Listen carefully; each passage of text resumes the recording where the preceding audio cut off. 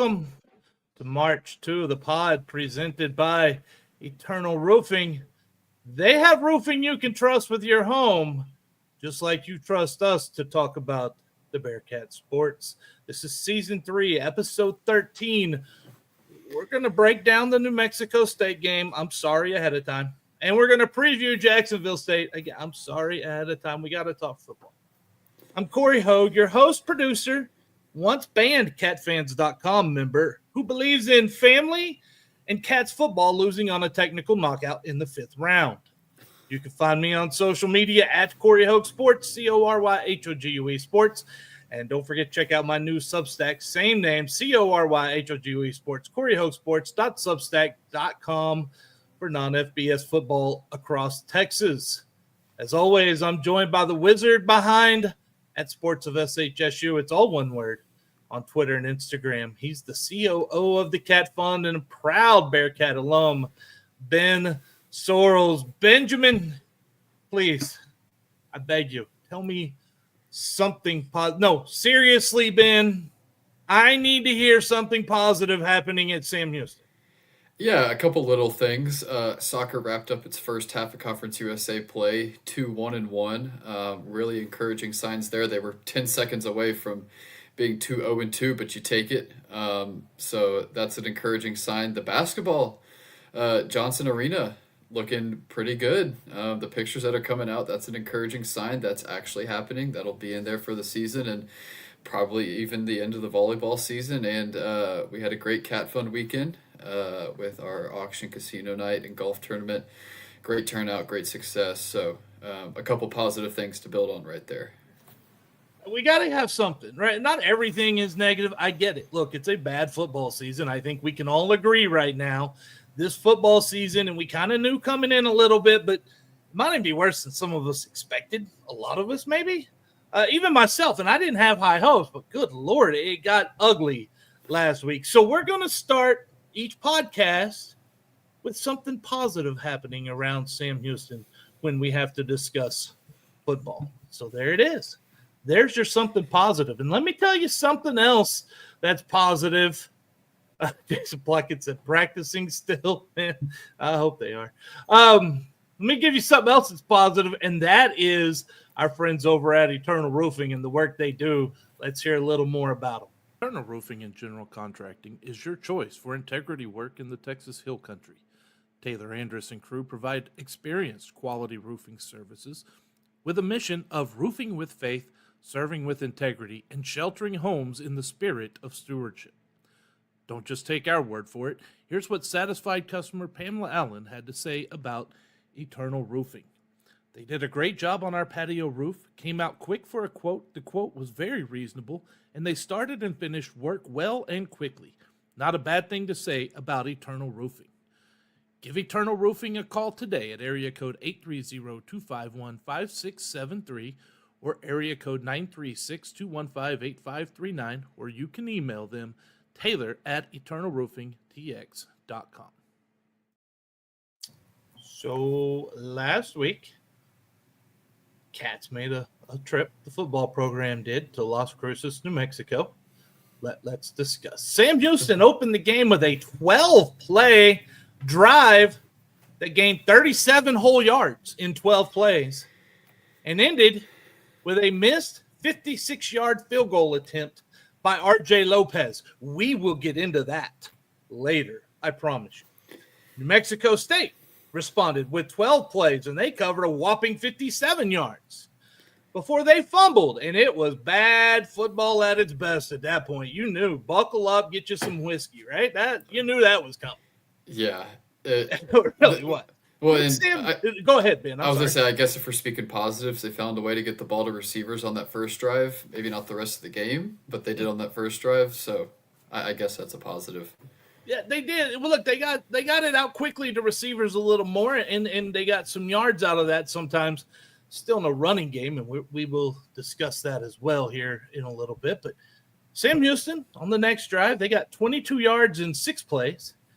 And then Curtis, is it Garand or Durand? Durand, I think. Okay, Curtis Durand launched this incredible 72-yard punt that forced the Aggies to start its next drive at its own 2-yard line. The pipeline. Throw kick Australia, the training academy that Curtis Duran learned to punt. All the way back to TK King, who wants no part of it. And this is going to be an outstanding punt. Well, he says Durand. He probably doesn't know. I say Durand. And you know what? What impressed me about that, outside the fact that what a punt, man. He got a leg and a great roll into that. And that's not just by happenstance. That takes a lot of practice to get those rolls to go. But I want to give some kudos to Quan Williams for hustling down there and making sure that ball stopped. Because if he wasn't there and he wasn't hustling, that's a touchback, and that would have been a darn shame. Yeah, it was really close to being a touchback. And even just in the air, that punt was 52 yards just in the air. It was impressive. And he's a true freshman. He's been really good this year, been one of the bright spots. I mean, obviously you don't want your punter to be a bright spot, but he's done a really good job, and it's an encouraging sign for him. Yeah, I'd rather my punter be on the sideline, but, we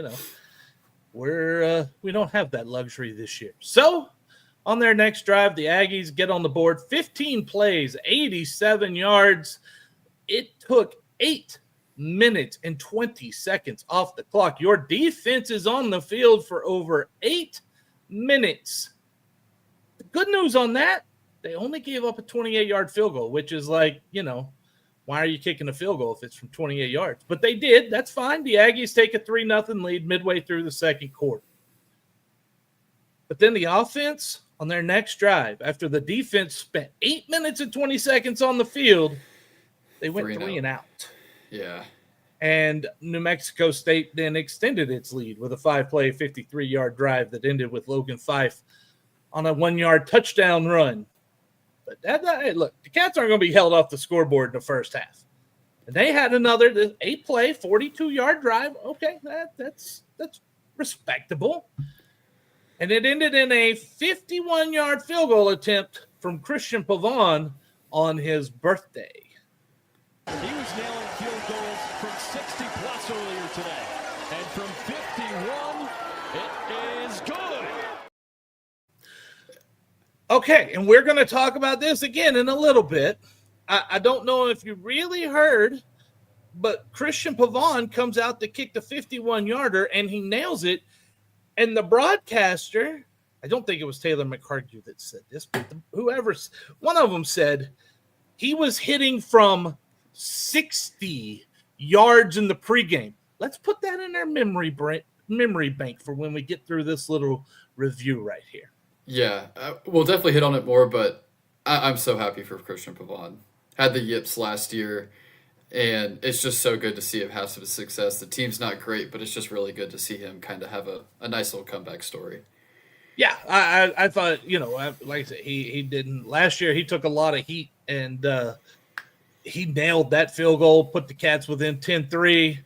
And that's how it was at the halftime. Going into the locker room, you don't feel great, but you don't feel bad either, Ben. Yeah, I get the sentiment because it's a one-possession game, so you're still definitely in it. But it was a one-possession game for 3 quarters, but it really never felt like Sam Houston was in it or had a shot to overtake New Mexico State. I don't know if you got that feeling too, but New Mexico State fumbled at their 2. The offense was just moving at will. The defense couldn't get off the field. Our offense couldn't sustain drives. So you were close, but it really never felt like you were that close, in my opinion. But the defense was holding them out of the end zone. That's what I took away from the first half. And the defense, I know we talked about it a few weeks ago. The results still have not been great, but I think they're getting better. And they 37-10 or whatever was the final score, but I think 14 of those points weren't on the defense because there was a muff kick at the 1-yard line and then a pick 6. So the defense really only gave up 23 points. I think we've seen a little bit of improvement on that side of the ball. And they only gave up 353 yards. Yeah. I mean, it's not bad. What the defense did is enough to win a football game last week. Yeah, 23 points given up. It's nothing spectacular, but I mean, you got to give the defensive staff some credit. You've seen progress on that side of the ball. Yeah. Hey, look, the defense I thought played well, and that was, if I held hope at halftime as I was finishing the first whiskey, it was because the defense was playing well. Right. So, hey, come out in the second half. If you get off the field, you get a drive, something good happening, maybe we get some momentum started and we could turn this game into a Bearkat win like we all predicted. And, hey, look what happened. The Aggies opened up and they had to punt. And then Sam Houston took the ball, drove 13 plays, 64 yards, another very respectable drive. They got down to the 19-yard line. And then an ill-advised backward pass, fumble, recovered by New Mexico State. Same song, same dance, killing yourselves with turnovers. And there were 3 of them, and all 3 of them really, in my opinion, proved very costly.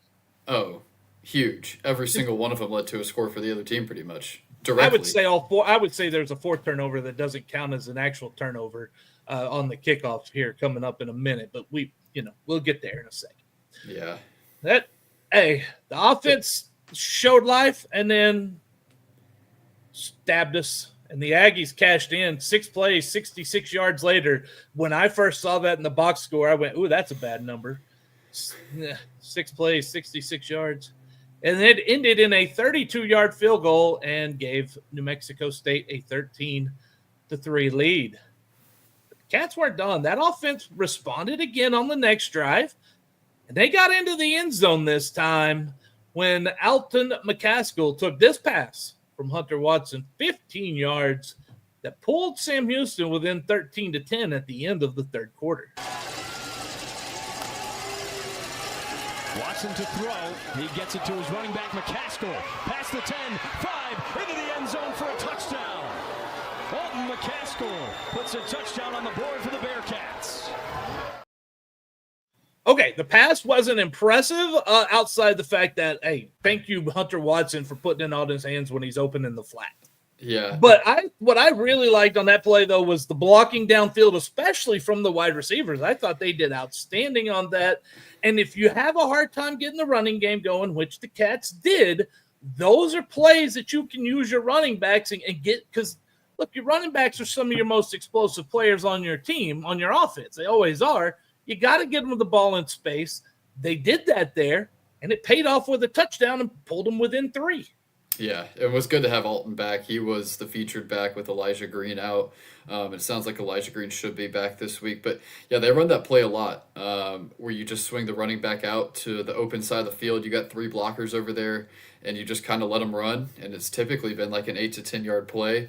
They used it a ton against Texas. It felt like they run it over and over again that game because it was kind of all you had success doing.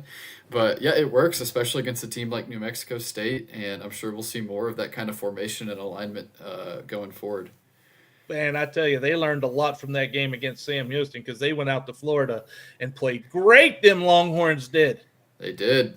Brought home a nice L.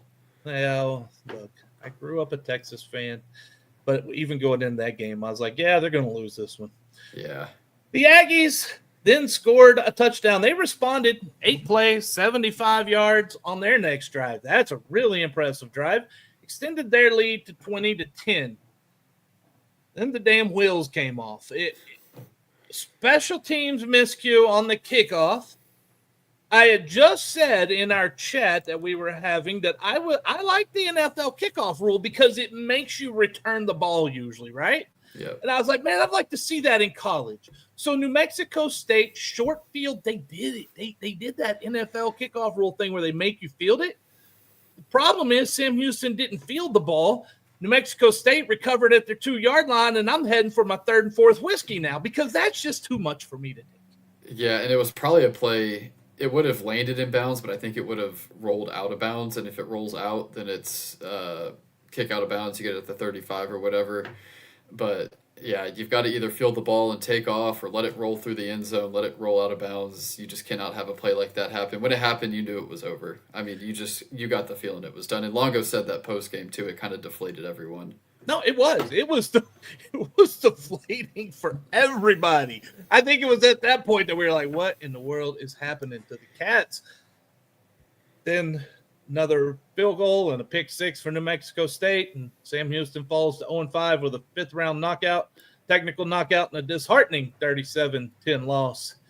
in Las Cruces. Speaking of Coach Phil Longo's thoughts from Tuesday's game, he talked about that in the press conference on the Bearkat Sports Network. This is about 2.5 minutes long. I want to give you a heads up on that, and we will discuss what he talks about coming out. From the New Mexico State game, that was a tough one to lose because we had just a great opportunity to win it. You know, we went into the fourth quarter. If you were down on the sideline heading into the fourth quarter, what I was really pleased to see was there was legitimate morale and confidence, and I don't think anybody had any doubt that we had the opportunity to go win the ball game. And then the kick return deal was a little deflating, I thought. And we played hard for the rest of the quarter, but we just we had a. I think there was a major turn there. That was a huge turning point for us. And so more disappointing this time because I thought this was, we had a chance to win the first three. We're in a position in those games to, I think teams have a chance to flex their muscles in a certain part of the second half when they feel like they can go make some plays and win the game and just try and dominate the fourth quarter and finish the right way. And I thought that was more available to us in this game than it was in any other game. So I was disappointed after the game that we weren't able to get that done. The other thing that resonated with me was there was a renewed confidence offensively, and I thought we moved the ball steadily. We did not finish some drives, but I just thought we played with more confidence. We did some more things. We executed. We had far fewer mistakes. The mistakes we did make really were the drive stoppers. But New Mexico State was the first team that decided to play us a little deeper, force us to, put together longer play drives and make us play disciplined football, which we have struggled with at times on offense. And, we were able to do that. We had 2 12 or 13 play drives. Most of our drives were 6, 7, 8 plays all the way through the game. And I want to finish those things, but I did see more production. I did see better play out of our skill guys, and probably the most consistent game that Hunter has had this season. So those were the two things that stood out after the game to me. Typically you see things differently once you watch the film, but those are probably two of the biggest things that still stood out to myself and our staff. So the offense showed so much more confidence and gained a grand total of 313 yards, and 69 of those were on the ground. And listen, I'm with you. 12, 13 play drives, those are great. And 8 play drives, outstanding. The problem is those drives were because they were getting 2 and 3 first downs and we're having to go for it on 3rd and long or 4th and short. Yeah, I mean, I guess you could call it a step in the right direction, but at the end of the day, you're not scoring points, so it's hard to call it a step in the right direction. You still got turnovers, you can't finish the drive, and I know we mentioned a couple times in the press conference and in that clip too that it was Hunter's best game, and it might have been, but at the end of the day, you got to put up points, and that's what you're judged on, and right now you're just not doing it. No, you're not. And also, who is the starting kicker now? That question was posed to Phil Longo, and here's what he had to say about the kickers. So RJ is our starting kicker from a certain line in, and that gets decided on game day based on the weather and all that. And then Christian is our big leg, and that's why he kicked that field goal. But so as of right now, that's pretty much the role for the two of them. Riddle me this, Benjamin. If RJ is your starting kicker, okay, from a certain distance based on conditions when we get to the field and see what's happening before the game. Okay, I get that. And Pavon is your big leg, long distance kicker. I have to keep it clean and not use the words that actually I would love to say. Why in the ever-living, flipping world would you send Lopez out for a 57-yard field goal on the opening drive when you heard the announcer saying Pavon was hitting him from 60 and Pavon's your big leg guy? what are we doing? And then you send Pavon out for a field goal of less than 57 at 51 yards. It really didn't make a lot of sense. And I made an additional tweet. Because I put out the thing that said that Lopez, is the starter from a certain distance in, but Pavon is the distance guy. And then I quoted it for what it's worth. Lopez missed the 56, 57 yarder, but Pavon kicked the 51 yarder and made it. It just doesn't make a lot of sense. Maybe it's their new strategy as of this week. Maybe that's something they just figured out, but it sounded like, based on the clip, that was their strategy coming into the game, but that's not the way it played out. And honestly, at this point, I think Christian might be the better kicker. He's looked great this year on kickoffs. That was a big struggle for him last year. He's looked good on the field goals and extra points so far. So, yeah, I do not know what's going on at the kicker position, and it's hard to believe what he says with the distances when you're doing the complete inverse. Yes. Unless this is something that you suddenly came to. And the other thing I want to say is this, and this is one of those coaching things that does matter, because you're dealing with people, you're dealing with humans, and they have feelings and they have emotions. I don't care what you say about how much you don't, you do. Now, you've got R.J. Lopez that you send out there for a 57-yard try, knowing good and well he's going to barely make the end zone with it. And then you pull him and put Pavon in for the 51-yarder. RJ's confidence has got to be shot. Yeah. And how is that going to work going forward if he's your shorter yardage kicker? There is just no sense in that kind of logic and thinking at all. I don't understand. And I mean, I'm not sure we're going to get another good answer on it, but I have no idea what to think about that situation. Very intrigued to see how it plays out. And I feel like those decisions ultimately come down to your special teams coordinator. They're the ones that have to figure those things out, and maybe they're not on the same page. They got to get on the same page, but your special teams coordinator is also your inside receivers coach and the associate head coach. So, and I know it's a guy Longo really trusts and Coach Raisbeck, but at the end of the day, I mean, you got to find a plan and stick to it, or I don't know. It's just very confusing. It does not make sense. That dude's got 50 jobs out there. It's Yeah, that's not fair. There's a lot of things about it. Look, Again, I'm not saying it's all on Longo, or I'm not even going to put it all on the special teams coach, but you bring up a great point. You're 100% right. This is something you should have been on the same page about before you entered New Mexico State 5th game of the season. Yeah, and I'm a Texans fan, being from Houston, obviously. It is what it is. There was a clip of D'Amico Ryans in the game 2 weeks ago. It's a third down, third and long, and he tells the special teams coordinator, hey, what distance do we need to get to kick this ball here? And the special teams coordinator says we have to get it to this distance or you got to punt it. And are you able to have those conversations with your special teams coordinator when he's coaching the receivers out there? You know what I mean? You got to be on the same page. There's just a lot of misalignment, I feel like, when it comes to the coaching staff. Can you have those conversations? I'm going to tell you yes, because you have a headset.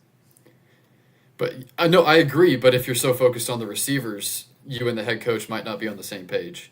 I get that, but see, now that's where I'm going to say Longo's job is to think ahead of that, right? And part of the problem is, what's Longo focused on? He's focused on being offensive coordinator and calling the next play. So you don't have anybody fully thinking of game management when the offense is on the field. Are we ready for that conversation of Longo? I mean, not for him as a head coach as a whole, but on the defensive side of the ball? We are going to have a long conversation at the end of this season, a review, and we are going to discuss those things as to be offensive coordinator. Should it remain Longo? What should happen moving forward? Not that we have any say, but we're at least going to discuss a lot of those things. But we still have another 7 rounds of fights left. No, I agree, and I don't want to hit on it too much, but it's frustrating when your defense gets a delay of game penalty on the first play of a drive and your head coach is sitting with the quarterbacks on the bench. It's just it frustrates me when I see that. You got to be a game manager. You can't just be the quarterback coach. Well, and your defensive coordinator's got to make sure that doesn't happen as well. I agree. If you're enjoying the show, help us grow and rating, reviewing March to the Pod on wherever you find us, your favorite podcast platform. It truly does make a difference. And don't forget, we're on Substack now. We have a Substack page, marchtothepod.substack.com. And find us on Twitter, Facebook, Instagram, TikTok, and YouTube by searching at March to the Pod. It's all one word, March the number 2, the Pod. Also, we're proud to be part of the Conference USA Podcast Roundtable, featuring shows from all 12 CUSA programs. Before we get into previewing the next game against Jacksonville State tomorrow night on Thursday, let's listen to another word from our friends over at Eternal Roofing. Eternal Roofing only uses the finest materials in the roofing business while providing an exceptional warranty. Why do they use CertainTeed products? Because they complement any appearance, provide exceptional and reliable strength, and are known for their enduring performance. Here's what Shane Sosa had to say about Eternal Roofing. Taylor and his team are amongst the highest level of professionals. They care about their customers and go above and beyond just doing the job. Give Eternal Roofing a call today at area code 830-251-5673 or area code 936-215-8539 or email Taylor at eternalroofingtx.com. Okay, Benjamin, it's time to turn our attention off of that disaster in Las Cruces and get ready for a quote-unquote home game at Shell Energy Thursday night, 7 p.m. on CBS Sports Network. The Bearkats are facing the Kickin' Chickens. They are. Old rivalry renewed from the FCS days, and the Gamecocks lead the series 7-6. They have won both meetings as FBS teams. They are seeking their first road win under first-year head coach Charles Kelly, but they are an impressive 7-1 in weekday USA games, Ben. Yeah, I mean, they've been a very complete team both years in Conference USA to this point. Won the conference last year. Pretty good team again this year. It's been impressive what they've done as a whole during their 2.5 years in Conference USA. Gamecocks enter 2-3 overall, 1-0 in conference. Again, I mentioned first season under head coach Charles Kelly, who is in his first season as a collegiate head coach. Gamecocks have converted 50% or more on third down in their last 4 games, and they have scored on 21 of 23 trips inside the red zone this season. They are 6th nationally, an impressive 6th nationally, rushing yards per game at 261.4, and they are led by junior running back Cam Cook from checks notes. Stony Point High School in Round Rock, who he has put up himself 614 yards and 5 touchdowns and is averaging 5.5 yards per carry this season. Obviously, he's going to be someone you watch, and here's what head coach Phil Longo had to say about Cam Cook. You know, Cook is a player now. I mean, he's probably their biggest weapon. You know, I think everybody that plays them knows you got to slow down that cat in order to have a good day defensively against them. And, you know, I don't know what the carousel is all about at Jack State. They're doing what they need to do to win games. It's working for them right now. And usually when we do it, it's because we feel like we have 2 weapons. The other games where we played more than one have all been injury-driven. So, you know, I can't answer what Jack State's doing with those guys, but I just know on our end we've got to be ready for the 2 of them. But in the meantime, Cook's out there with either one of them, and in my opinion, that's their number 1 weapon offensively, and so he's got to be the emphasis. Okay, so he took that question in 3 different directions. He did the weave. Anyway, he's talking about Cam Cook. Then he starts talking about the quarterback situation at Jacksonville State, how they rotate a couple of guys, and they do. They have Gavin Wimsatt and Caden Creel. You will see both of those. So outside of what he just said, let's listen to what Phil Longo has to say about facing both quarterbacks this week. You know, when they're alike, it doesn't make a big deal. when one's a great drop back passer and the other one is a runner, then even though you may have an idea as to what the emphasis is going to be when one quarterback is on the field as opposed to the other, it doesn't change the fact that during the week, you have to emphasize both. And so you've got to have a plan for a running quarterback. You have to have a plan for a really good passer.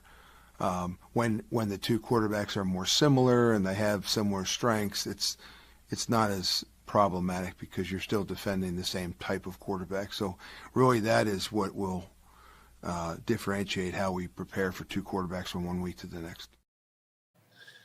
Okay, Benjamin, before we get into talking about potential injury reports, and I think we've learned you can't trust one of those things right now,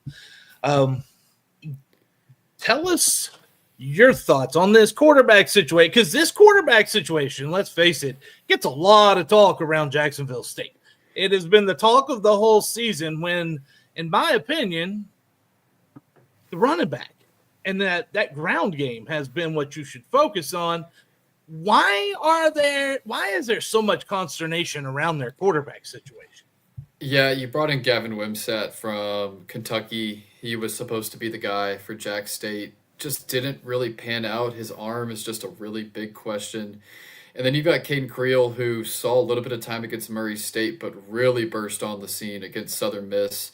A game that they lost, but the offense looked pretty good. He had over 150 yards passing and rushing. So you saw Creel for the first time in a big role against Southern Miss, and he looked really good, looked better than Wimsatt has. And so I think that's where the quarterback discussion comes into play. I think he's a little bit better of a passer than Wimsatt, and that was always the big knock on him coming in to this year at Jacksonville State. So I bet we see both guys in some capacity. It wouldn't surprise me, but like Longo said, they do pretty similar things. They're both really dynamic with their legs. The offense is focused a lot around the run game, especially with Cam Cook. So we'll see both.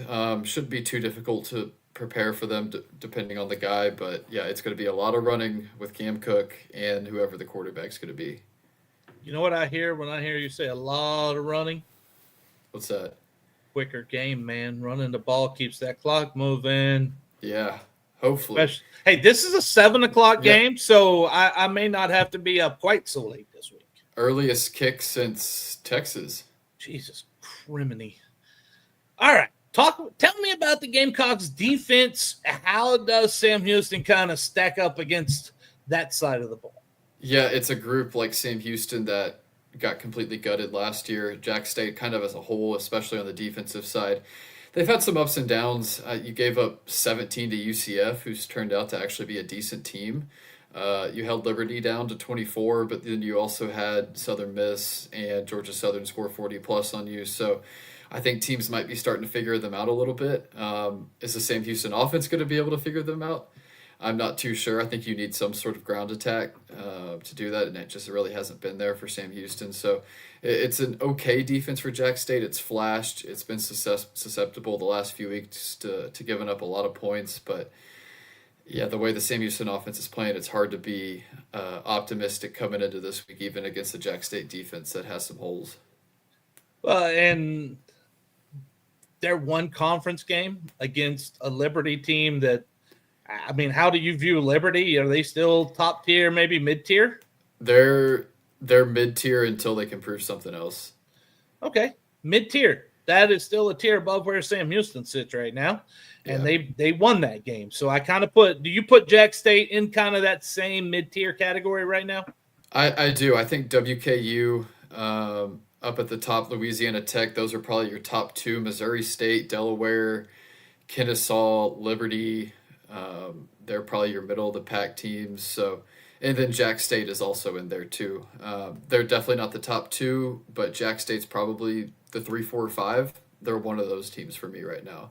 Man, I should really have you picking those games on our podcast roundtable over there on March to the Pod, huh? Oh yeah.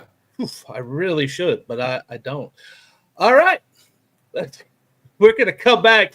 We're going to have our predictions for this game. We're going to tell you what happened. We're going to review last game as far as where we stand on the season and tell you what we think is going to happen this week. But first, let's hear another word from our friends over at Eternal Roofing. Eternal Roofing is locally owned and dedicated to giving back to the community by supporting local organizations and charities. They are also the winner of Next Door's Neighborhood Faves for 2 consecutive years. And as you know, if you've listened to this podcast, Eternal Roofing is your choice for Christmas lights. They provide premium lights tailored to fit your home, season-long maintenance, and hassle-free removal. Kyle Tatum said, "They're very professional and great quality, on time and clean, and really made me feel like they cared for me and my home." Give Eternal Roofing a call today at area code 830-251-5673 or area code 936-215-8539, or you can email Taylor at eternalroofingtx.com. Okay, Benjamin, before we get into some cat fun talk and you can tell us more about that fantastic weekend, I want to put up this comment that Chris Gilstrap watching on Facebook. Thank you very much to everyone watching and listening. And if you want to watch live, YouTube, Facebook, and Twitter is where you can find us. Chris said Cats offense is only scoring 15 points per game. Yes, that's factual. And converting about 3.5% of third down. Okay, a little higher, 10% of third downs. I think it's time to find out what the other QBs can do, Landon Locke and DJ Bailey. My thought on this is, Chris, I'm willing to try any darn thing to see if we can get at least a few damn points. Yeah, I think Hunter's probably the more talented guy, more game-ready guy than those two, and even Mabry. But at some point, you got to start prepared for the future, seeing what you have in those two guys in Mabry, because it can't be any worse than this, and you might as well build for the future, see what you have, see who might be the guy. So, I mean, I think Hunter still gives you the best chance to win, but at some point you got to move towards the future and see what you have, and it can't be any worse than it is right now. Josh, watching on YouTube, just added, Longo unfortunately didn't have the time or staff to really put a team together. That's true. But one thing, and this is something, again, that right now we're halfway through the season. We're almost halfway. This game will be halfway through the season. At the end of the year, we're going to do this look back, and we're going to talk about, did he have the time to put the staff? And we know it was short. We've all said that. We knew the shortcomings coming in. We knew it was going to be tough.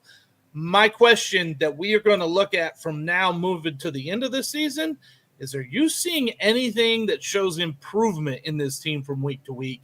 And I don't know that we're there yet. Yeah, and even I think we both had very tempered expectations coming into this year, but it's even been below our expectations, which has been disappointing. But even with that, as much as we don't like it and what really is going on, you still cannot make any rash decisions or anything based off of this year, based on exactly what the comment there just said. Now, if this continues into next year, which it very well might, who knows, maybe it gets turned around. If it continues into next year, then I think you can start to have some of these hard conversations. So it's not fun right now. I don't know if it's going to get any better, but you can't make any rash decisions just based on this year. Chris said the defense is improving, but the offense absolutely not, which is concerning. 100%. Yeah, that's we what agree. we said earlier. Yep, we agree. So we need some positive stuff. We'll come back to these comments in just a minute, I promise you. But first, we need Benjamin to tell us about the great weekend they had and what else is coming up on the Cat Fund.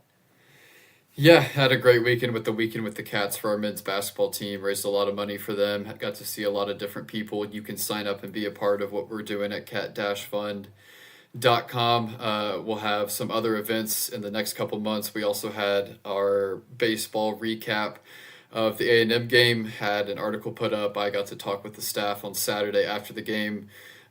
Results from a numbers perspective might not have been what you wanted, but there were definitely some flashes of good and some reasons to be much more encouraged this year compared to last year. So sign up, support these athletes as little as $10 a month, get involved, and hopefully we'll see you at one of our events coming up.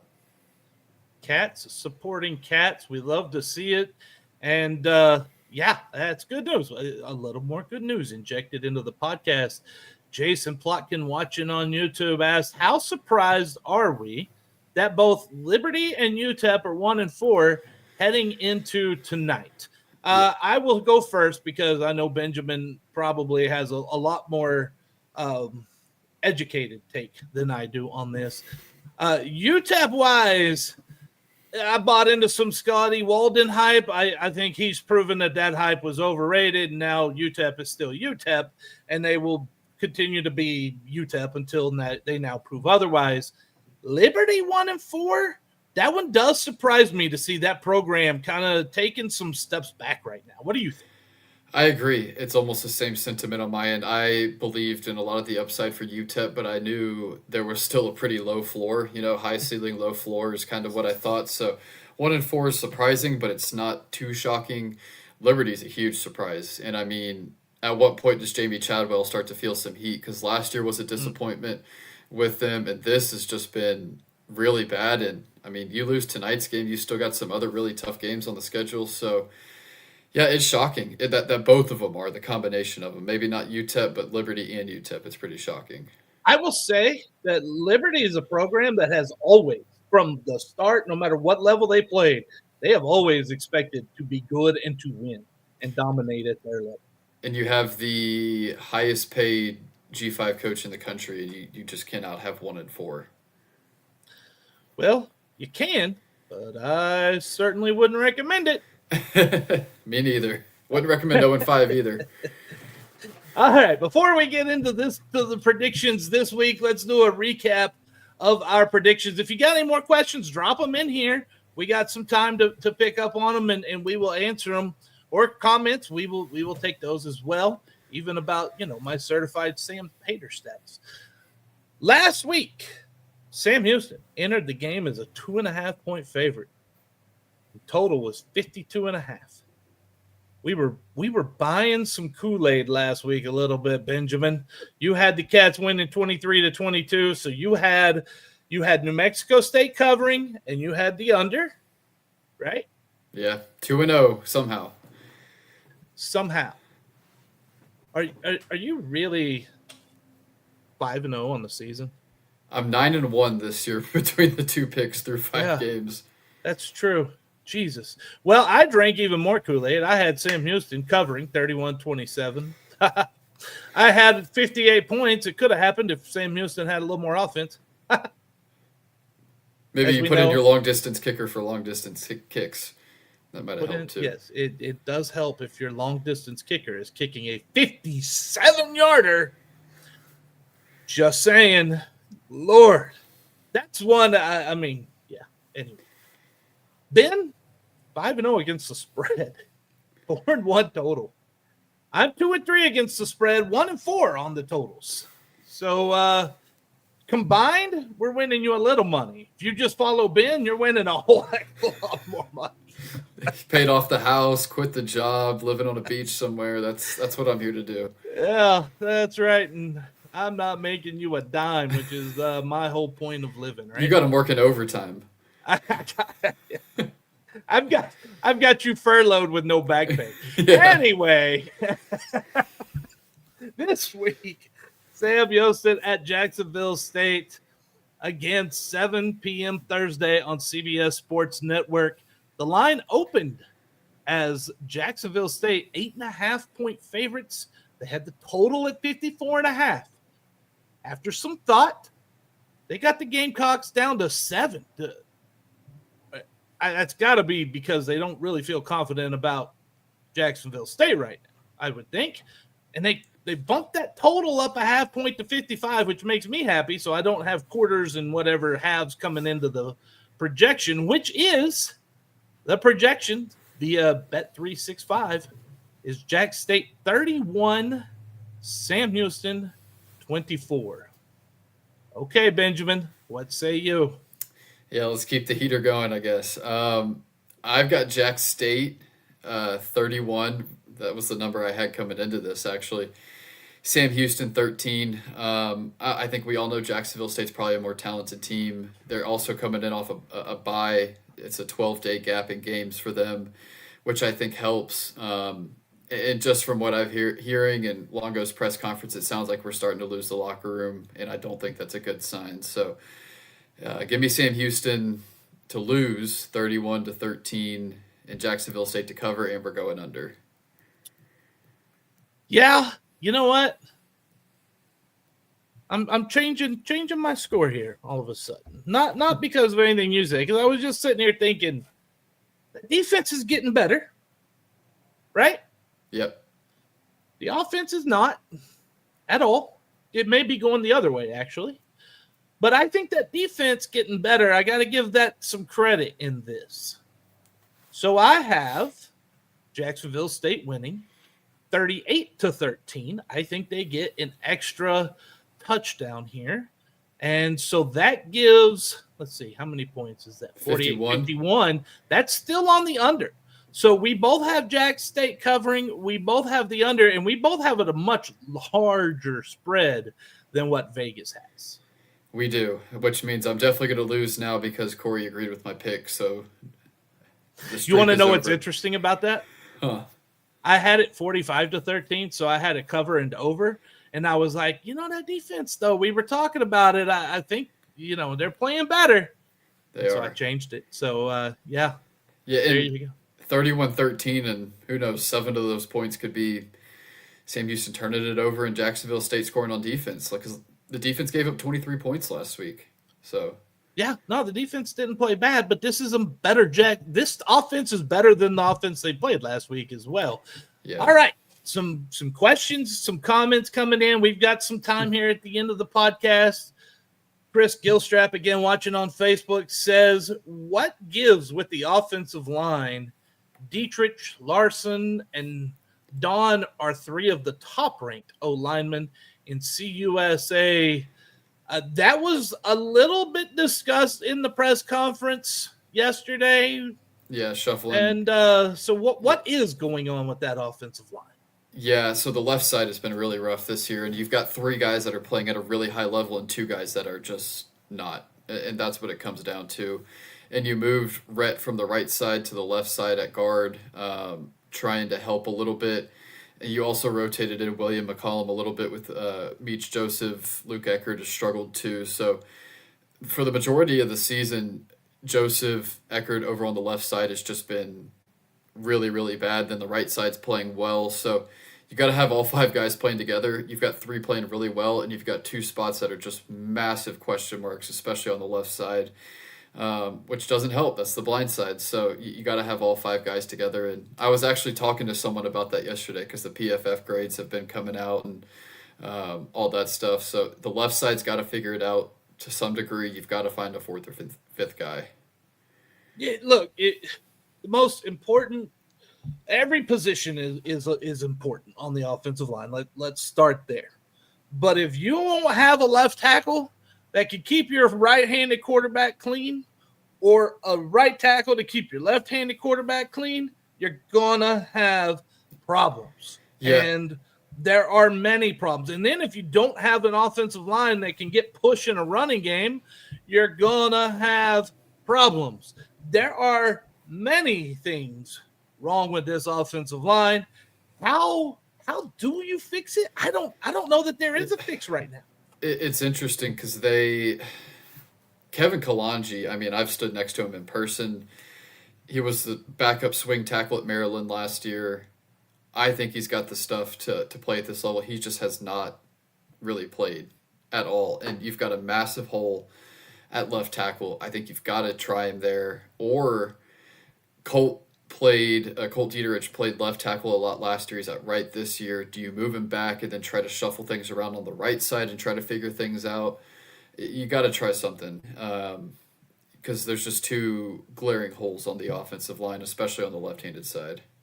If a guy's getting beat over and over and over again, you've got to make a change unless the backup is far behind. And I just don't think that's the case right now. I think – Yeah. I think the 6 and 7 is probably as close, if not a little better, than the 4 and 5 guys on the offensive line. And another thing you could do too is Cam Todd, who started at center the first 2 games, was okay. Nothing great. Do you put him back at center, then maybe put James Don at left guard, where he played right guard a ton the last 2 years. Maybe he could play some left guard. So I don't know. You've got to figure something out because you've got 3 guys that are playing really well, and you've just got to figure out the other 2 spots. I will take okay over what we're seeing. Yeah. Do you think we will see any changes tomorrow night when it comes to the setup of the offensive line? I do wonder if they keep Larson at left guard, because they moved him over there this last week to try to create some continuity on the left side. So maybe it worked a little bit, because you said you maintained drives a little bit more, had some more confidence. So maybe you keep him on the left side, and you move Joseph and McCollum over to the right side and have them rotate out at the guard position. It's really a turnstile, but there's a bunch of different combinations. I've come up with like 3 different possibilities. You play Kalanji, maybe you moved on back out to guard, maybe you keep Larson at left guard and try to figure things out at right guard with Don. Maybe, I don't know. You got to try something. So what happens if you don't? What happens if tomorrow you go out and they've got the same guys and we get the same results? What happens at that point? You don't score points. and I mean, and another problem is Quentin Williams, and I haven't even posted this publicly. Quentin Williams, one of the offensive line transfers that people were really high on, is no longer with the team. So you lose some depth there, which isn't good, but I think you've got to find a space for Kalanji. Logan Cahill, Joseph, it's not been good. Logan Cahill, a true freshman who's got size to play at this level. We really haven't seen him. Do you throw him out there to get some experience? Throw him in for 4 games, see what you have? Does it hurt? Yeah, I don't think it hurts. He was a part of that Prospero line last year, so he's a big boy that can play. So yeah, you got to figure something out. He's one that you can play in 4 games and still redshirt. Take advantage of those rules. Right. And now's the time. I mean, these are the conference games. You're not putting them out there against Texas. No. Right? That wouldn't be smart. You're not putting them out there against UNLV and all. No. But now's yes. You got to see what he can do if he's Conference USA level. Yeah. Jack State, Delaware, Kennesaw, those kind of games. Yeah. Let's see it. Let's see it again. Let's see him against UTEP, right? Right now, you're at the bottom with UTEP. Yeah, and it's similar to the thought process with the quarterback position. What point do you just start throwing your young guys in there for 4 games and see what you have? And they maintain the red shirt. Landon Locke did not look bad when he came in. Yeah, I know it was just like 1 drive or so, but good Lord. Maybe that's something. And I know you mentioned it, that the locker room is fractured, the locker room is broken. And a lot of that is because when you're 0-5 and you haven't won a game yet, everything gets fractured. And so you start getting a lot of that offense blaming defense or defense blaming offense. And now everybody's blaming special teams, and the fans aren't happy, and social media is not happy, and the burners aren't happy. And that, everything is just going awry. Is there anyone on this staff who's capable to do what the head coach needs to do in this? And it's his job to hold this together. And when I hear, this is one of the key things for me, and I heard it today again in the press conference. We heard it in a clip earlier. He talked about how the 4th quarter, no one would have thought we were going to lose. Why are you saying that? Why? That should be an automatic. So why are you feeling the need to come out and tell us you thought you had a chance when we knew you had a chance?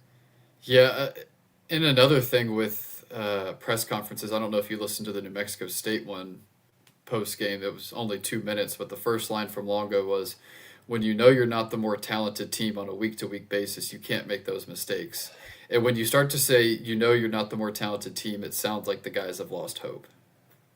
Sounds like the head coach has lost. Oh, yeah. I was just speaking on the locker room side. Well, yeah, I mean, if that's the head coach's view that we're not the more talented team, if you express that, and I'm sure he probably has at some point, if you express that to the team, yeah, you're going to lose them. Right. That's just not – that's not how it works. But anyway, Hey, look, hopefully they'll give us some more positive things to talk about. And before we get out of here, I do want to highlight again, that women's soccer program, that's an impressive job this year. And those ladies deserve our attention and our support right now. Yeah, and I know it's apples to oranges, but when Coach Ayers took over in April or May, I think it was just 2 or 3 months before the season, she had 14 players on the roster on a 25-person team, and they're going to have at least a 500 season at minimum. And so I know it's apples to oranges with football, but a lot of teams have done it before. You just would like to see a little more progress with a team that's kind of starting over from scratch. I agree. And good job, ladies. Keep the Cats going on the pitch, I guess. They call that over in Europe, right? The European football people call it a pitch. Is that The European football people? It's like they're from a different planet or something. It's been forever since I had thrown that in there, I know. It's been a while, but all righty. Well, hopefully, let's enjoy this game tomorrow night. Let's if you need a drink, an adult drink, get there before 7:00. The stores are open in Texas at least until 9, so you've got some time to get there tomorrow. And let's enjoy it, and I don't know, keep some hope. You got to keep some hope. If you don't have any hope, what are you doing? So we're gonna keep some hope. That's a wrap for this episode of March to the Pod, presented by Eternal Roofing. Thank you so much for joining us. Thank you so much for all the comments. We'll be back soon with more Bearkat athletics coverage. Until then, you guys stay safe. Ben, take us home. Yeah, eat 'em up, Cats, and gray jerseys tomorrow. Let's see what they look like. Gray jerseys will probably look gray.